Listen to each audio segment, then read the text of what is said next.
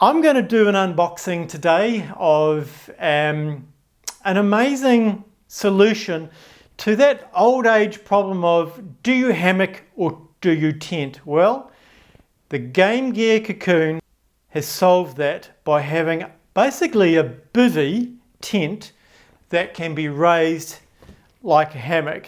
If you've been following me for a while now, one, you'll know that I've just hit 100 videos.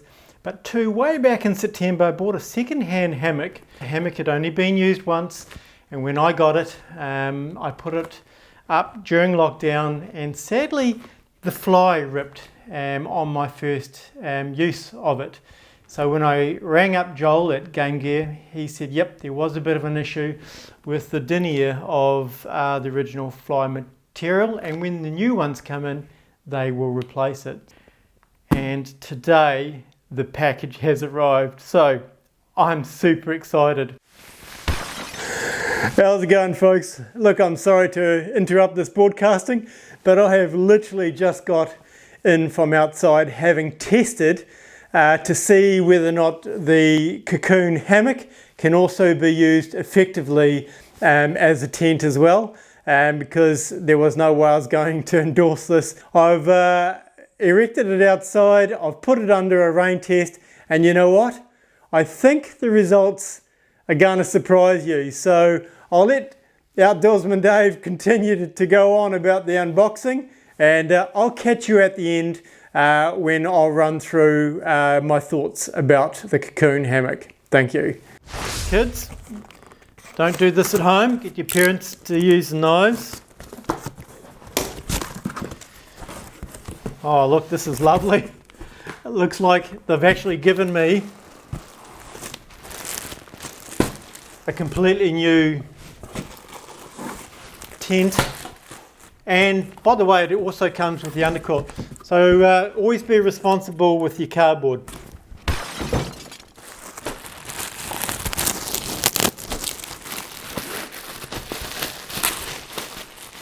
And that goes the same with plastic. This is actually a new cramp bag because I don't remember that emblem on it before. So that's the size of it. It's a synthetic Underquilt, so this is all part of the purchase, and I think currently they retail around about $300. And the weight of that, miles away while we got it,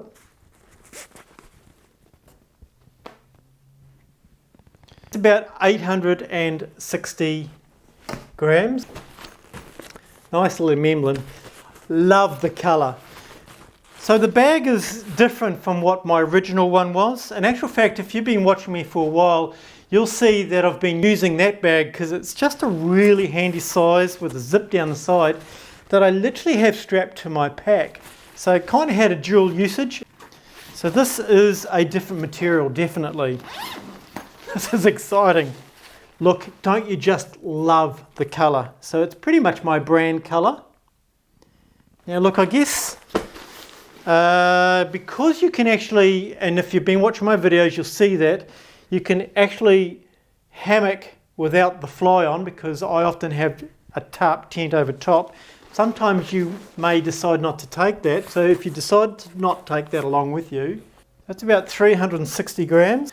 That, by the way, is a 260T denier, and it has a waterproof rating of 3,000 millimeters. So, I mean, that's pretty good. Righty, so in the carry bag, we'll have the poles.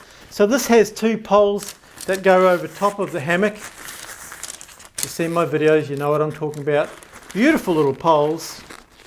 I think they call them like a grade 7 or something. Comes in its own little container. This is the hammock itself, and I had no issues with the hammock. And the hammock has its own integrated bug net, and at the ends of the hammock are these beautiful carabiner, good quality carabiners. And it suggests 5 kilonewtons.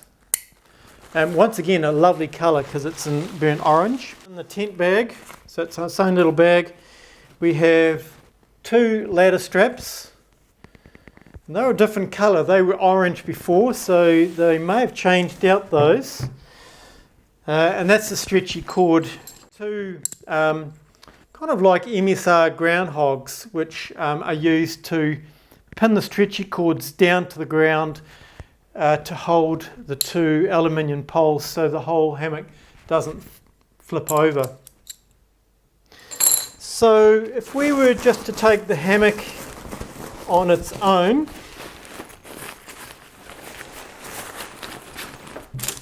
with the poles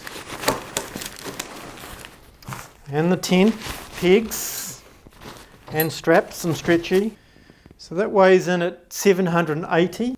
So collectively, so with the fly, it's about 1250, and with this it should take it to about 1.8 kg. Yeah, so it's sort of sitting around about 1.8 kg. So there you go. Now it could be in summer that if you're taking a lightweight fly that you only need to take that. It could be that you don't want to take a fly, you want to take the integrated system, and I'll set this up in the weekend hopefully. That's all you'd need to take. Or it could be in summer that you don't need to take the Underquilt, and so you'd leave this at home. Or it might be that it's winter, so that you'd use this. Look, it's quite possible I might look at swapping this out in the future with something that's down. But for now, I think that's actually really good value for around about $300 to have all of those. So look, that is a wonderful solution to those people that hike into an area where you're not too sure if there's going to be some trees that you can sling up a hammock, in which case you can use this as a bivy tent on the ground. This is what the Cocoon looks like as a bivy tent, and I'll be honest, so far it's pretty ordinary. So I've pegged these down. I've used the ladder strap around the pole, and that comes down using the MSR peg. And then I've brought the carabiner down onto that, so it's nice and taut.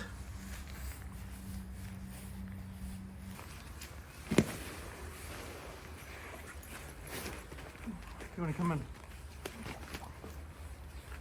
So there's enough headroom, enough feet room, and you can even get enough dog room. Right, so I've got the cover on now. So this is the cover that I was been waiting for. I suggest out in the wild that you probably weigh these down. The fly cover, which comes with these carabiners, I've put down onto the ladder strap as well. On the far side, the fly actually clips into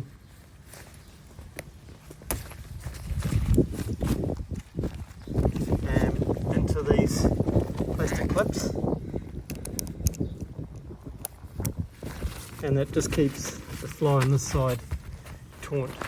So let's just jump in now and show you what that looks like.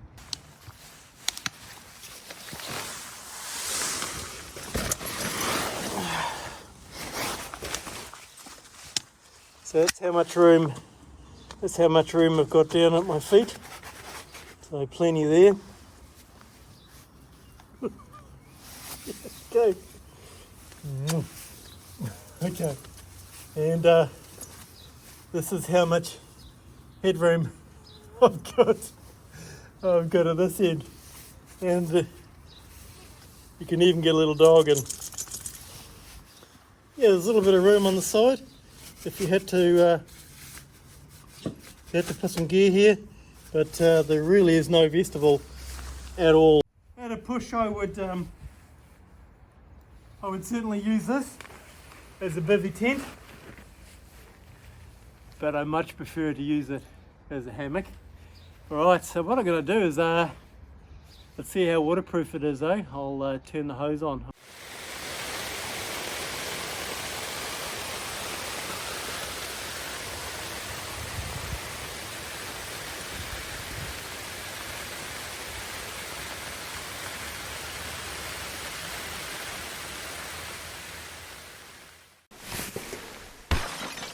Alright, so here's my thoughts. As a hammock, it's absolutely brilliant. It's easy to set up. I can set it up with just the bug net without the fly on it for summer, and providing I've got a dry night, or I can put that lovely orange cover on if I think it's going to get a little bit dewy, or if it's going to get cold, I can put the Underquilt on as well. So very, very flexible. Of course, what I like to do is actually to leave the orange fly off and put my own 3x3 meter fly on, and you've seen those photos. Now, as a tent, and that was the part that was interesting to me, it was a little bit unusual setting it up. I don't think there's actually even any instructions to do so. But I was able to figure that one out using all the equipment that came with the purchase, maybe with the exception of a couple of pegs. I had plenty of room inside. There wasn't much room to put my gear. But if I had a situation where I just wasn't sure whether or not there was going to be any trees around, and I didn't want to pack a separate tent, I think that the Game Gear Cocoon would be ideal in that situation, but my preference would always be to go and use it as a hammock. And if I thought I was just going to go do tenting, I would bring along, I've got an ultralight Lanshan tent, so I would do it that way. So in summary, use it for a hammock predominantly, can be used for a tent, but my preference would be for the hammock.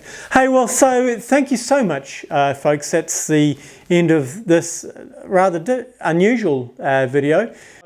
I hope you've enjoyed watching. I'll take this opportunity to say, Joel, thank you so much for honouring your commitment to replacing that. That is fantastic service. So look, if you haven't already done so, I would certainly appreciate the like, a subscribe, and I'm always open to comments, providing it's pretty constructive. So thanks again. We'll catch you on the next video.